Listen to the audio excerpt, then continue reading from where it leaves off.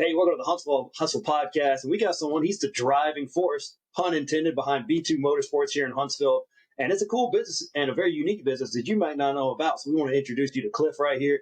And he's a champion racer. He's a founder of a motorsports business. He's putting Huntsville on the racing map. You might not know that. He's won some championships and he's training up the next generation of drivers. He brings a wealth of passion, expertise to everything he does. So Cliff, welcome to the show. Thanks, Joe. Thanks for having me. Love Absolutely. to be here. Yeah, it's going to be cool. So tell me, maybe people have heard of you, maybe they hadn't. Tell us what you guys do over there. So, people say that the best way to make $1 million in racing is to start with $2 million. And so the short answer is we do everything that we possibly can do in motorsports to make a living at it. We have a car storage business, a DIY membership, kind of like a maker space for car guys. But the bread and butter of what we do is we build, rent, and train race car drivers. So we build race cars for people and a particular kind of race car so that we're specialized in what we do. And we provide coaching and transportation services. And we just basically make what is a very unattainable hobby slightly more attainable. Yeah, that's cool. So let's kind of get into your racing entry into the world. So this has kind of been part of your life the whole time, right? Is that you just grew up in the business? Yeah, so I actually started racing quarter midgets here in Huntsville. HQMA still exists. Their track is over off of Johnson Road, kind of on the backside of the dump. But when I was a kid, it was behind Fridays, where the Sam's Club is now. And so I started racing in quarter midgets at about 4 years old there, and raced that for 5 or 6 years, and then raced go-karts in Shelbyville, Tennessee, and Dixon, Tennessee, and then a couple of other places throughout the Southeast. Coincidentally, that track that I raced at as a kid has just been repaved and rebranded and is now open as the Music City Kart Club. And so after karting, I started racing what's called a Spec Racer Ford, and I've raced that and late model stock cars and formula cars. And so I've raced a little bit of everything, over the last, I guess that's almost 35 years now. I can't imagine a 4-year-old getting after it on a track right there. Some of them can barely walk good, and you're out there racing those things. That's pretty awesome. So what leads you to, hey, this is a hobby. I like this. I'm going to turn this into a business. How did that come? So it kind of came out of the throes of defeat. My team, my family, and I had won 3 consecutive national championships in a very competitive class, the Spec Racer Ford class. We had won that race. It's a single winner-take-all race, 3 out of 5 years at 3 different tracks, which hadn't ever been done before. And we went to the 4th or the fifth year and won on track and got disqualified over something that was questionable, if you will. And I got a little frustrated, so I started doing research on professional series that would overlap with what we learned in the amateur series. So tightly controlled rules, limited testing, mostly driver focused series, and found a Trans Am TA2 car, which is kind of like a NASCAR, but for road racing. And said, okay, let's do this. And went and bought one and built a team with family and friends and said, okay, can we win using the same philosophies that we do in amateur at this pro level? And in the first, call it 10 races that we did, we had multiple top 5s, a win, and probably 2 other podiums. And so we said, okay, now how do we make this sustainable?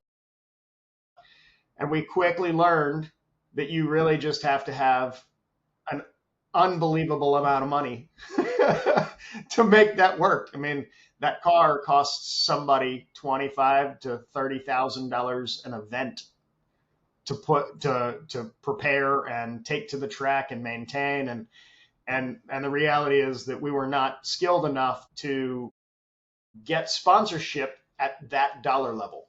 And so we took some steps back and said, okay, if we're not going to go, we don't want to take gentleman drivers, which is the term for somebody who just strokes a check and has that kind of money and wants to go race in a big, fast car in a professional series for fun.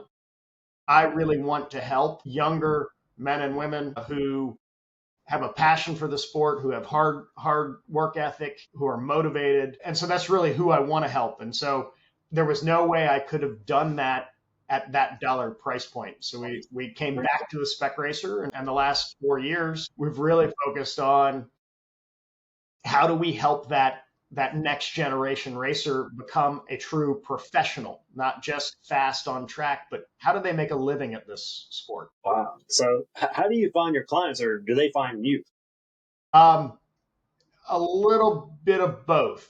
So we've established partnerships with top level karting teams, top level simulator racing teams. It's grassroots networking for the most part. We do very little paid advertising, and so it's word of mouth for the most part. Yeah, that's it. I mean, that seems like something you don't want to just hear about. You want to know, you want to get a look, feel, touch, everything you need with racing. That's a serious deal. I imagine it is like that. So, yeah, you've had an impressive career not as a coach, but also racing yourself. When you look back through it so far, what are you most proud of? Okay, so 4 years ago I would have said winning those national championships, but now in the last 2 years I have helped two young men. One's kid's name is Evan Slater. He started racing with me at 14 years old. He has had essentially a full-time job since he was about 17 years old in racing. Is he making a real living? No, but he's on his way. He's coaching 20 weekends a year. He's getting paid rides in race cars, and we helped facilitate that. And I continue to coach him to today on business, sponsorship, networking, etc., so that he can continue to progress his career.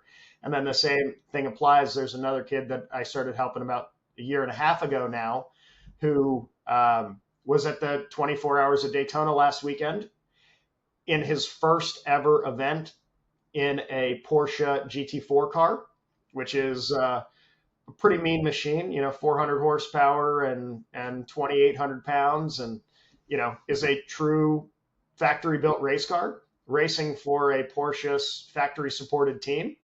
And within 3 sessions on track, he was the fastest person on the team within striking distance of the Porsche paid factory drivers, and qualified the car on third for his race and led the first 27 laps. This kid is 18 years old and approached it with the maturity of a 30-year-old and just hit an absolute home run. His name's Morgan Burkhart. And so, as I get older, I'm not saying that I'm old, I can still drive a car pretty fast, but these kids and the skills that they can learn on the simulator, they will be faster than I ever was by the time that they can even drive a street car.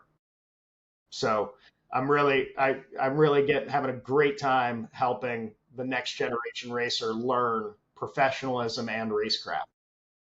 Very cool, man. It's got to be super rewarding to see that play out like that. I mean, I've been a coach most of my life too. When you see your clients get to where they didn't even think they could get there half the time, that is so rewarding to you as a coach. I know that felt good. Even probably almost better than winning your own championships. It's something about it. I don't know what it is. It's definitely it's different, right? It's definitely different, but it is equally as rewarding.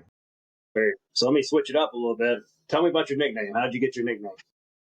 Okay, so I mentioned earlier that these kids in the simulators will be better than I ever was. The reality is that the only way you get good in any sport is time, right?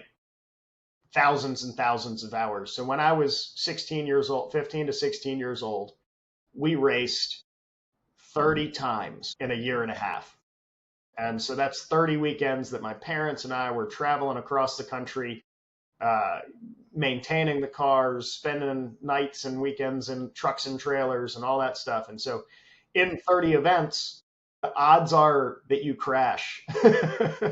and I didn't crash often, but I crashed a number of big times in that first year. And so my crew chief, who I've now known for 25 years,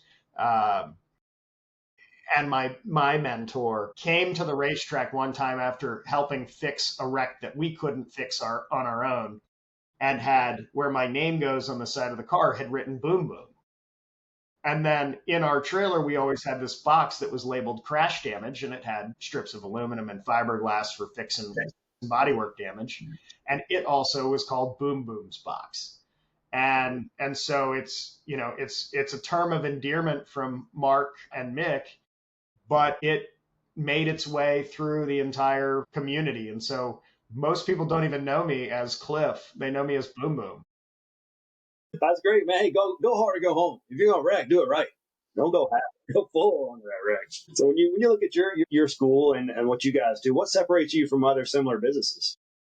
So this is an industry that is really expensive to start getting into. It's capital intensive. It's complicated because it's sport plus mechanical, right? And so it seems to attract kind of a shady purveyor to it, if you will, right? There's lots of people that give the sport a bad name because it's so hard to get into. And so we are really trying to be transparent. And that's the most important thing to me is it's never going to be cheap. It's never going to be easy. The likelihood that you become a professional is very, very low, but I want it to be clear to our customers what we do, what we don't do, what it costs, how we do it, and whether or not we're the right fit. And so that's really the most important thing to me. If you're honest, you treat people right, man, you are 90% there. You will be ahead of most of your competition if you do just those two things. So just do what you're supposed to say, treat them right, be honest. Man, that's kind of, sadly, it's kind of rare in most businesses these days. So you do a lot of business outside of Huntsville, but if you could change something about the business environment in the Huntsville area, is there something you would change around here? I don't know. Even in my previous career, I didn't do a lot of business inside Huntsville, right? And so I don't know if I can really add to that, right? This new business is new to me. It's not entirely professional services, so getting used to managing sales tax and all those logistical local business licenses are very, very new. But that's a component of doing business. It's not something that I don't think we can change. Yeah. That's something very exciting you learn as a small business owner that, oh man, there are lots of fees and licenses and things that people don't tell you about until you're in the game, right? So if you're thinking that guy's getting rich over there, that small business owner, he might be, but he's probably not. I'm just telling you. Yeah, some of us doing all right. But so right now, what is the biggest challenge you're facing as a business owner right now? Uh, so capital is our biggest problem. I mean, buying another rental race car, right, is a $50,000 or $60,000 effort. If I need to get more than the 3 or 4 cars that I can get to the track right now, the next trailer that I have to purchase will be, $150 to $200,000. So we're at this point where we've got to develop a customer base that is within a reasonable driving distance of Huntsville that supports the business without disappointing those customers because I can't take them to the track every time and in mass, right? I can't transport 7 cars at the same time, but I need more than 7 cars in the shop to survive. So it's kind of this balanced growth between finding young talent that wants to go the big high profile races and you know people like ourselves who have always been interested in motorsports who are just you know don't know how to get started. So my customers are split between the kids and the adults that are finding a new hobby and letting me help them along the way. And so it's finding the right balance of customers without going and wasting a bunch of money on equipment that we don't need yet. But it's a fine line. I'm sure you're walking right there. So this is probably a tough call right here. What's probably the coolest car you've ever owned? So I have never owned a cool street car. Never. So the coolest car I've ever owned is that Trans Am TA2 car. I mean, that thing's 2,800 pounds, almost 600 horsepower, corners at 1.5 Gs. I mean, it's just raw. It rattles your teeth and your eyeballs, and it's 150 degrees in the cockpit when you're driving. It's one of the most visceral experiences I've ever had. That sounds pretty amazing. I know for some people that sounds miserable, but it actually sounds really amazing. Just throw you back in the seat when you hit that gas pedal. Yeah, it's a mean machine. 600. Oh, that's ridiculous horsepower. That's great. So, I mean, like you said, this was a hobby before, and now you're running a business, which is never easy. Have you hit a point along the way where you're like, I just want to go back to the hobby, forget the business? Have you ever hit that point? Well, yeah, I mean, when we went out and had such good success with the Trans Am car initially, it was a little demoralizing that we couldn't find sponsorship to help it continue to go, and so we did back away. We backed away from it for 10 months, trying to regroup what we were doing and continuing to network and just come up with a plan. And so that was tough, but this is something I've wanted to do. I've wanted to be a professional in motorsports since I was a kid. I wasn't good enough to race professionally despite, winning multiple national championships. Like, it's a rarefied air kind of thing in professional motorsports. You got to have the money and the skill. So come back to that mission and, you know, change the plan. That's business ownership in a nutshell, right there. You gotta keep things moving. If it's not working, you got to figure it out. So, is there some technology you use right now, or an app that's really helping your business? No, no, not right now. I mean, well, that's not entirely true. I use a lot of ChatGPT simply to start documenting things. Because we're building a driver development program, we're creating a lot of new items. I'm looking for technology to solve our problems. We're looking for the right CRM to allow our kids that are in the driver development program to match their potential sponsors with another kid in the program's potential sponsors. And most of the CRMs are really designed for, business X to just go out and find their specific customers. We really need a tool that what we call as cross pollinates, right? It gets your network and Joe Two's network and connects the dots between them. So we're working on that, finding that solution, and I'm thankful. I've got a couple of customers who write software who are trying to develop some products that will create some more efficiency for us. But no, there's really not a lot of software in our industry that helps with operations. They call Huntsville a smart place. We need to figure this out, y'all. Somebody knows how to help Cliff. Help him out, man. Boom Boom needs your help. So reach out. If you can help him, reach him out, see what you got. He needs that CRM. And you just heard what he's looking for. Help him out. See if you can help him. You never know, Cliff. You got to put it out there in the world. We'll see what happens. I like it. I like it. How about a habit or a daily routine? Are you a routine guy? Unfortunately, not. I've grown up with some pretty severe ADHD, so I thrive on chaos. I try to create habits and routines, but the reality is that my brain works better when there's lots of dancing balls in front of me. Hey, that's a routine in and of itself that you can handle that. So it's almost good for a business owner to have that. Because I was thinking about something. I was had about 15 things I was working with the other day, and I'm just bouncing around. Probably not the most efficient way to get things done, but hey, they got to get them done. I'm slightly working on a bunch of stuff. I know the feeling. So, how about, is there the best piece of advice you've ever been given? It could be in business, life, racing. What's the piece of advice you've been given? Well, I mean, you hit it out of the park earlier. It's do the right thing. I mean, do the right thing by your employees, do the right thing by your customers.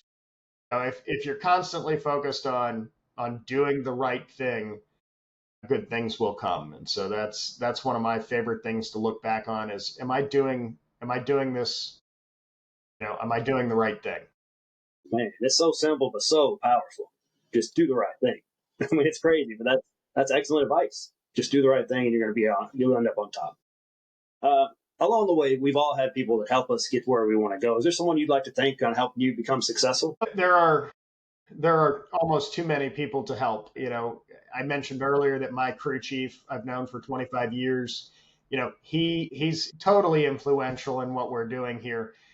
10 years ago, he decided that motorsports wasn't where he wanted to be for the rest of his career and went into nursing school. And so he's only part-time working in motorsports, and that part-time is exclusively for me, helping me grow what we're trying to grow here. And so he's my sounding board. His name's Mark. And so in terms of making sure that we're doing the right things on the cars and operationally, his experience in motorsports is invaluable to us. But on top of that, this is a team, not necessarily, my business, right? So there's almost too many people to name. I guess you don't leave anyone out. That's good. I'm with you on that. But I'm just picturing. I think was it Days of Thunder? The dude's racing in the wheelchairs in the hospital. I'm just picturing your friend setting that race up in the hospital. So if you haven't seen that movie, it's a little bit older. It's a good racing movie though. So is there anyone in the Huntsville area or surrounding areas that if you connected to it that would help your business? Yeah. So from a networking perspective, we are going to start in 2025 trying to make connections with the car dealerships in town that sell performance cars, right? So um, Century's high up on the list, because they've got BMW and Porsche. And that's because I think there's some opportunities to create track day experiences with their customers, with our coaching, and with our partner track that's actually right up the street in Lynchburg. And so I'm not the greatest networker on the planet, but we do have some unique opportunities to give businesses in terms of giving back to their customers or team building. Motorsports and the ability to drive a purpose-built race car is something that most people will never forget. Absolutely. Yeah, I know someone's listening right now. You know someone at Century. You know someone from these performance car dealerships. Not both that small. We know you know. So hook us up. Once again, boom, boom. Needs your help. That's going to be the episode title, I think. I don't know. Working title. So if someone came to you and said, hey, you're running your business, doing a good job, what advice do you give someone who wants to start a small business? Only do something that you're really passionate about, right? It is too hard to run a business, to be available essentially 24 hours a day, 7 days a week, 365 days a year, to do something that you don't believe in. That's it right there. There's going to be some hard days, some long days, some hard nights as well. And if you don't love it, you probably need to get out of it. I mean, the money will not be worth it at a certain point. And you may not even be making money. That's a hard part too. But yeah, it gets rough. So you got to be ready for that part. So I know people are listening right now. It's like, oh man, I would love to connect and figure out more about what you do. How can they find you on the internet? How can they work with you guys? Yeah, so we are the most active on Facebook. Our Facebook username, whatever you want to call it, is B as in boy, 2 Motorsports spelled out, and then the number 1. We do have a website. It's b2motorsports.com. The easiest way to get a hold of me is actually just call me, 256-910-0658. And like I said, entrepreneurship is a 24/7, 365 business. So if I don't answer, I'll call you back. Yeah. So if you're at a dealership, you give them a call. If you know how to get that CRM, you can help with that. Give them a call. Don't be spamming them though. Don't be taking advantage of this. So help them out. We want to get hooked up. We want to keep this thing growing. And Huntsville's a unique place. I think this could really grow here in the Huntsville area. Be something a lot of people around here are interested in. So, Cliff, man, thank you for coming on and sharing about your business. I'd heard of it, didn't know much about it. So thank you for coming to explain. It's really awesome to have you here. Yeah, absolutely. Thank you so much for having me. And we're looking forward to continuing to grow motorsports in the Huntsville area. Absolutely. Hey, if you're listening right now, if you can help out, give them a call or hook it up with someone who can. And please share this episode because maybe someone knows somebody who knows. So thanks for listening. We'll see you guys next week on the Huntsville Hustle Podcast.